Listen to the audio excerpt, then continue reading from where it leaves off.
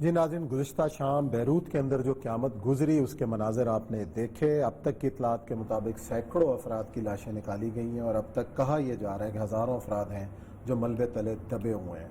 آپ نے governor Beirut کی وہ مناظر بھی دیکھے جس میں وہ بات کرتے ہوئے بھی رو پڑے۔ آخر یہ واقعہ ہوا کیا، پس منظر کیا ہے، کون ہے ذمہ دار؟ اور یہ صاحب، میرا خیال ہے کہ ہم نے اس سے شدید دھماکے جو ہیں میرا خیال اپنی ہوش میں تو ایسے نہیں جہاں بھی دیکھے۔ کوئی ڈمپ ہوتا ہے نا اسلحے کا، اس قسم کا، آپ نے اوجڑی کیمپ دیکھا ہوگا، اوجڑی کم دیکھیں بالکل۔ تو وہاں بھی اگر آپ نے کبھی مناظر، کیونکہ ہمارے اس وقت ٹی وی اس طرح کا نہیں تھا، تو وہاں بھی یہی تھا کہ لوگ سمجھتے تھے قیامت آ گئی ہے،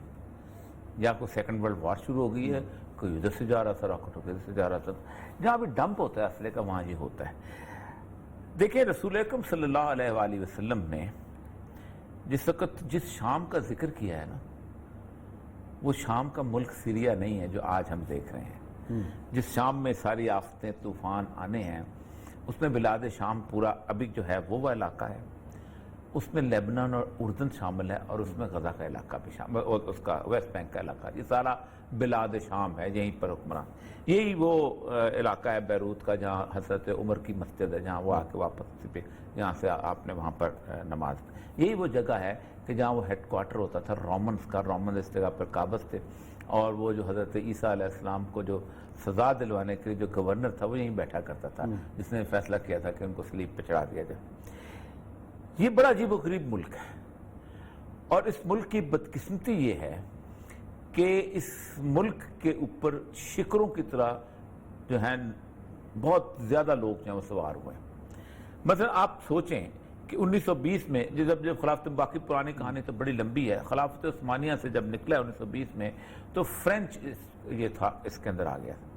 18 مذہب ہیں اس وقت آفیشلی لیبنان کے اندر، اور 18 میں سے کسی ایک کے ساتھ نہیں بنتی۔ صحیح۔ میرونائٹ کرسچنز ہیں، وہ چونکہ ان کا تعلقات بہت اچھے تھے رومن کیتھولک چرچ کے ساتھ، تو جس وقت یہ 1945 میں دوبارہ ہوا یہ تھا کہ جب پہلے فرینچ کو ہوتا تو فرانس پہ جرمنی نے قبضہ کر لیا، تو یہ جرمنی کے بعد چلا گیا کیونکہ فرینچ، اور پھر اس کے بعد جب جرمنی وہاں سے بھاگا تو پھر ڈیگول یہاں پر آیا، اور 1945 میں اس کو رہا کر دیا گیا اور آزاد کر دیا گیا۔ 1945 میں انہوں نے کہا کہ اس اب دنیا میں کہیں نہیں ہوتا مذہب کی بنیاد میں کہ صدر تمہارا جو ہے وہ میرونائٹ کرسچن ہوگا، وزیر اعظم جو ہے یہ سنی مسلمان ہوگا، اس کے بعد اسپیکر آف اسمبلی جو ہے یہ شیعہ مسلمان، حزب اللہ سے لیا جائے گا۔ ہاں حزب اللہ تب آ گیا نا، اس وقت حزب اللہ نہیں ہوتی تھی، اس وقت تو عمل ملیشیا ہوتی تھی، لیکن اب حزب اللہ کی لیکن شیعہ مسلمان ہوگا، اس میں دروز بھی ساتھ مل جاتے ہیں سارا کچھ۔ اس کے بعد آگے ڈیپٹی پرائم منسٹر جو ہے وہ آرتھوڈاکس کرسچن ہوگا، اچھا ٹھیک، اور اس کے بعد جو ہے ڈپٹی اسپیکر جو ہے وہ پتہ نہیں کسی اور سے ہوگا، اس طرح 18 ریلیجن ہے۔ بیروت، اس کو لیبنان کو کہا جاتا ہے سوئٹزرلینڈ آف دا ایسٹ، اور بیروت کو کہا جاتا ہے پیرس آف دا ایشیا۔ خوبصورت لوگ، شاندار قسم کی تہذیب، ہر چیز۔ 1865 میں امریکن یونیورسٹی بنی تھی یہاں پر۔ اچھا 65 1865 میں اس یونیورسٹی میں گیا ہوں، ہمارے کچھ ایک تو پاکستانی میں نے دیکھا، یہ جو دھماکہ ہوا ہے یہ امریکن یونیورسٹی کے بالکل سامنے ہوا ہے، اس طرف آگے جا کے وہ پورٹ آتی ہے، اس پورٹ کے علاقے میں ہوا، کیونکہ امریکن یونیورسٹی کے بعد آ کے پھر بلڈنگ شروع ہوتی ہے، وہاں آبادی اتنی نہیں ہے کیونکہ بندرگاہ پہ آبادی نہیں ہوتی، ویئر ہاؤسز بہت زیادہ ہوتے ہیں، اس لیے ہو سکتا ہے نقصان اتنا زیادہ نہ ہو، کیونکہ دھماکے سے بلڈنگ تو شیشے میں گرے ہیں، ورنہ تو امریکن یونیورسٹی کے پروفیسر دو ان کے انٹرویو آ رہے تھے، وہ کہہ رہے تھے ہمیں بھی ہم باتیں سن رہے تھے، ہمارے اوپر شیشے آ کے گرے۔ لیکن اس سے آگے ایک جگہ ہے ٹریپولی، جہاں میں گیا ہوں، وہ بیسیکلی بیروت بعد نے آباد کیا، بیروت گورے نے آباد کیا، وہ ٹریپولی ہمارا ہیڈ کوارٹر ہوتا تھا مسلمانوں کا ہمیشہ سے، اور وہ پرانا سا شہر ہے، اس پرانے سے شہر سے آگے جا کے پھر اسرائیل کا علاقہ شروع ہو جاتا ہے، پھر اس کے بعد حزب اللہ کے کیمپس آ جاتے ہیں، باقی ساری چیزیں آ جاتی ہیں۔ آپ اندازہ کریں کہ 45 میں آزادی کے بعد اس کو انہوں نے عیاشی کا اڈا بنایا، دنیا کی ہر تعیش کی منڈی جو تھی یہ بیروت ہوتی تھی، اور پھر اس کے بعد جب اس تعیش کی منڈی سے وہ اکتا گئے اور انہوں نے سمجھا کہ نہیں اب یہ اسرائیل جو ہے اب اسٹیبلش ہو گیا ہے، اور 67 کے اندر اسرائیل نے جب علاقے پہ قبضہ کر دیا، تو آپ اندازہ کریں کہ 75 سے انہوں نے لڑائی شروع کی، آپ بکہ ویلی میں چلے جائیں، بکہ اوپر پہاڑوں کے علاقہ ہے، میں وہاں کا حضرت ایوب علیہ السلام کا مزار جو ہے وہیں پر ہے، اور وہیں وہ کنواں ہے جس کنویں سے بہت اوپر پہاڑوں کے اندر جا کے اس بکہ ویلی پہ دروس جو ہیں وہ قبضہ کیے ہوئے ہیں، نیچے ٹرپلی کی طرف سروشی۔ واحد دنیا کا عثمان صاحب میں نے شہر دیکھا ہے کہ میں تو اس سڑک سے اس سڑک کراس کر جاتا تھا کیونکہ میں باہر سے آیا ہوا تھا، لیکن وہاں کا جو لوکل ہوتا تھا نا، کوئی بھی برسات اگر ہوئی تو وہ وہاں نہیں جاتا تھا، کہتا کہ وہ علاقہ شیعوں کا یا وہ علاقہ سنیوں کا ہے، میں ادھر جاؤں گا تو مارا جاؤں گا۔ اتنی نفرت ہے؟ اتنی ڈویژن۔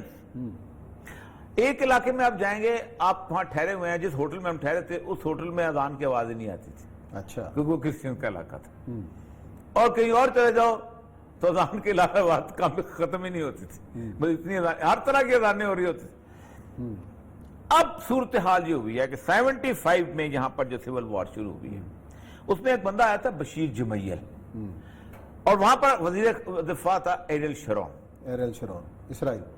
آپ کو پتہ ہے کہ 82 کے اندر ایریل شرون نے اپنی گاڑی نکالی، پیچھے فوج لی، فوج لے کے جو فلسطینی یہاں پر پناہ گزین تھے صابرہ شتیلا کے، اس کے باہر ایک جگہ جا کے وہاں مچان بکانے بیٹھا، اور وہاں پر جا کے بامبے اندر آ کے لیبنان کے اس نے فلسطینیوں کے کیمپس جو ہے ان کے اوپر حملہ کیا، اور بچے مار مور کے وہ چلا گئے، اور اس کے بعد ایریل بامبنگ بھی کی۔ پھر امن ہو گیا، ان کو بٹھایا گیا، یہ کیا گیا، آ کے تھوڑا بات کافی حد تک امن رہا، لیکن اس کے بعد ہوا یہ کہ دوبارہ ان کے ہاں 14 فروری 2005 کو سعد حریری جو ہے، کیونکہ وہاں بنیادی طور پر جو ایک سٹیبل لیڈرشپ کو نہیں ابھرنے دیتے، اس سے پہلے رفیق حریری کا قتل ہوا، اس کا سعد حریری کا باپ جو ہے رفیق حریری، اس بہت بڑی قبر بنائی، کار بلاسٹ میں مارا، یہ 14 فروری کو کار بلاسٹ میں مارا گیا۔ وہ کہتے ہیں اسرائیل نے مارا ہے، وہ کہتے ہیں حزب اللہ نے مارا ہے، یہ اور اس کا بھی فیصلہ آنے والا تھا آج کل، اسی لیے تو اس کو دھماکہ ہوا تھا۔ ایک طرف دھماکہ میں نے لیبنان آج بات ہوئی، لیبنان والے کہتے ہیں، اسلحے کے ذخیرے میں، لیبنان والے کہتے ہیں کہ بنیادی طور ٹرمپ نے دوسرا جواب دیا ہے کہ یہ تو حملہ ہوا ہے، تو کنفیوژن کیوں ہے؟ میں آپ کو عرض کرتا ہوں نا، مسئلہ سارا یہ ہے کہ گزشتہ جس وقت ہوا یہ تو 14 فروری کو یہ ہو گیا۔ اب حریری والے یہ کہتے ہیں، وہ ہم باتیں کرتے تھے کہ بنیادی طور پر دبئی کو آباد کرنا تھا، تو دبئی آباد اسی وقت ہو سکتا تھا، انہوں نے سوچا کہ عرب کہاں عیاشی کرتے ہیں،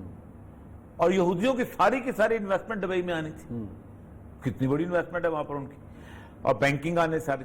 تو انہوں نے کہا کہ عربوں کے لیے بنتا عیاشی کہاں ہوتی ہے؟ عیاشی ہوتی ہے بیروت میں، کیونکہ باقی کسی ملک میں اگر آپ عیاشی کرنے بھی جائیں تو آپ عیاشی بوتل شراب کی تو نہیں ہوتی،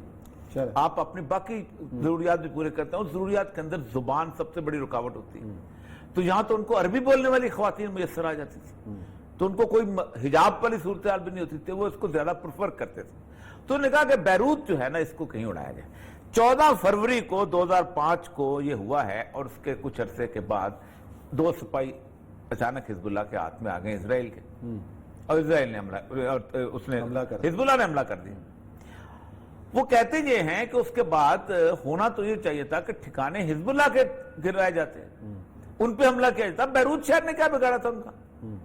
بیروت میں تو کوئی ملیٹنٹ نہیں رہا تھا، کوئی ایک بلڈنگ نہیں ایسی چھوڑی گئی جس پہ حملہ نہ کیا گیا ہو، اور حالت یہ تھی کہ ٹارگٹ کلنگ ہوئی ہے،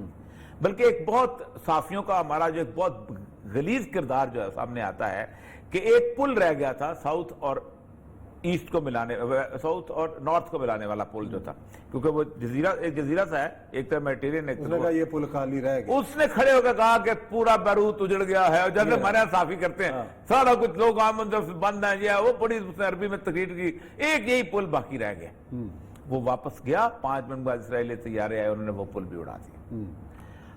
اب اس کے بعد ریکنسٹرکشن ہوئی، صحیح، انہوں نے جتنی خوبصورت طریقے سے ان کا وال سٹی بنایا ہے، حیران کن بات ہے، بڑی محنت کی، سعد حریری ان لوگوں نے، ساروں نے بڑی محنت، انہوں نے کہا لیکن دبئی بن گیا، ہم اجڑ گئے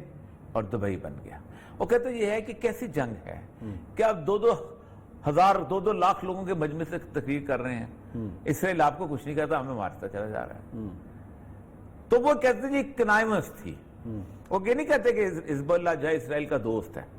وہ کہتے ہیں اسرائیل سمجھتا ہے کہ ہم حزب اللہ کو اگر اکٹھا رکھیں گے, ہم اس کو کچھ نہیں کہیں گے اور سنی پاپولیشن کو ماریں گے تو ان کی رفٹ پیدا ہوگی, تو ایک چیز پیدا ہوگی. میں اس میں کانسپریسی تھیوری میں نہیں جانا چاہتا کہ, اور ظاہر بات ہے ضروری نہیں کہ اسرائیل, اور یہ ہو بھی نہیں سکتا کہ حزب اللہ, کیونکہ حسن نصر اللہ کا اپنا بیٹا جو ہے وہ اسرائیلیوں نے شہید کیا ہوا. تو وہی حزب اللہ ہے جو حماس کے ساتھ میں جب ایران میں سے ملا تھا, غزہ میں بھی لڑا, میں جب ایران میں سے ملا تھا تو میں نے اس سے جب فاتحہ کے لیے کہا کہ میں فاتحہ کرنی ہے آپ سے, مجھے یاد ہے تو اس نے کہا تھا کہ ہم شہیدوں کی فاتحہ نہیں رہا کرتے, آپ ایسے دعا اپنے طور پر کرتے ہیں, ہم اپنے بیٹے کے بارے میں یہ بات کہہ رہی, بہت بڑی حزب اللہ کا ایک رول تو ہے, لیکن کوئی انہوں نے ایک بیلنس رکھے نا اس کو. اب یہ کہتے یہ ہیں کہ اس دوران میں 2005 کے بعد سیرین فورسز وہاں آ گئی تھی اور وہ انٹر ہو گئی تھی ایک خاص علاقے تک, کنٹرول تھا ان کا, اور وہ جو تھی ان کو سپورٹ کرتی تھی حزب اللہ کو, اور ان کو ٹیک اوور انہوں نے سارا اسٹیبلش کیا. پھر اس کے بعد 2011 میں جب آئی ہے نا یہ ساری عرب سپرنگ, تو لیبنان بچ گیا تھا. اب یہ کہتے یہ ہیں کہ حزب اللہ جو تھی یہ شام کی طرف نکلی ہوئی تھی اور یہ اس کا سٹوریج تھا اسلحے کا, لیکن مسئلہ سارا یہ ہے بیسیکلی ویئر ہاؤس میں پڑا ہوا سامان. یہ ویئر ہاؤس دیا کس نے؟ کل میری کچھ لوگوں سے وہاں بات ہو رہی تھی تو وہ کہہ رہے تھے کہ بیسیکلی یہ ہے کہ 2-2.5 سال حزب اللہ نے گورنمنٹ ہی نہیں بننے دی, اور گورنمنٹ اسی لیے بننے دی جیسے ہمارے ہاں MQM ہوتی ہے کہ یہ اپنا کراچی یہ جو نہیں, جیسے آپ کرنگی کریک میں آپ نے جو مرضی بنا لیں, بنتے رہے ہیں, ویسے وہاں یہ جو علاقہ ہے اس علاقے کے اندر انہوں نے اس کے اندر حملہ. اب یہ سمجھ نہیں آتی کہ اسرائیل نے حملہ کیا ہے, اسرائیل نے تو کلیم نہیں کیا, اگرچہ بینجن ناتنیاہو نے الٹا سیدھا کیا, لیکن رات کو RT-TV پہ ان کا ترجمان آیا ہوا تو اس نے کہا ہم نے کلیم نہیں کیا. ٹھیک, حزب اللہ نے خود کلیم نہیں کیا, تو پھر یہ ڈپو کس کا ہے, اسلحہ کس کا ہے, اور اگر اسلحہ ہے تو یہ پورٹ پہ کیسے پڑا ہوا ہے؟ یہ اتنی بڑی بیسیکلی ہوا یہ ہے کہ کل کا جو فیصلہ آنا تھا, اور آپ کو پتہ ہے اس کے لیے بے نظیر صرف دو لوگ مرے تھے جن کے لیے یونائیٹڈ نیشن کی بنی تھی, ایک رفیق حریری کا بنا تھا اور